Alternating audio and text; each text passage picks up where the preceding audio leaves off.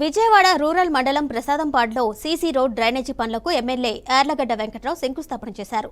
ముందుగా ప్రసాదంపాడులోని స్వర్గీయ నందమూరి తారక రామారావు విగ్రహానికి పూలమాలలు వేసి నివాళులర్పించి తెలుగుదేశం పార్టీ జెండాని ఎగురవేశారు. ఈ కార్యక్రమంలో విజయవాడ రూరల్ మండలం తెలుగుదేశం పార్టీ అధ్యక్షులు కొల్లా ఆనంద్, సీనియర్ నాయకులు గూడవల్లి నర్సయ్య పాల్గొన్నారు.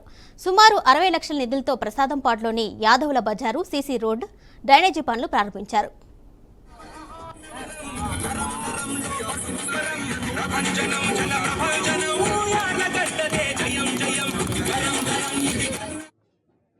సోదరులు ఏర్పాటు చేసిన తెలుగుదేశం పార్టీ జెండాను ఆవిష్కరించి ఈ రోడ్డు పనులకు శంకుస్థాపన చేయడం, ట్రైన్లతో సహా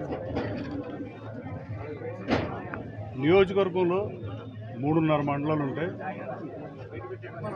బాపులపాడు మండలం ప్రత్యేకమైంది. అలాగే విజయవాడ రూరల్ మండలం నుంచి దాదాపు 19,873 ఓట్లు, నేను 15,000 నుంచి 20,000 వస్తుంది అనుకునే ఎలక్షన్ ఉంది.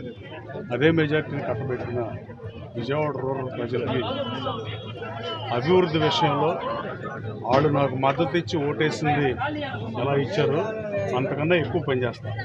కానీ ఇక్కడ సమస్య ఏంటంటే ఈ 4 గ్రామాల్లో ఎక్కడ ప్రభుత్వ భూములు లేని పరిస్థితి.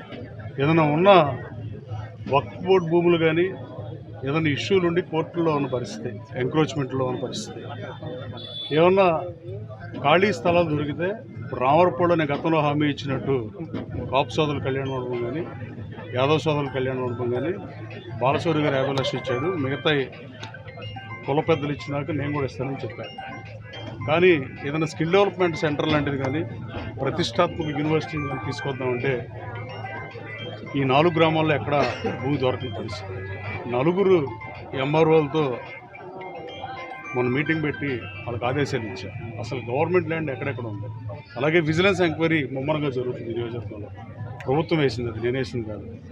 రాష్ట్ర ప్రభుత్వం గన్నవరం 10 ఏళ్ల క్రితం ఎలా ఉంది, ఈరోజు ఎలా ఉంది, అసలు గన్నవరాన్ని ముందుకు తీసుకెళ్లాలంటే అసలు గన్నవరం వేస్తారని తెలిస్తే కదా.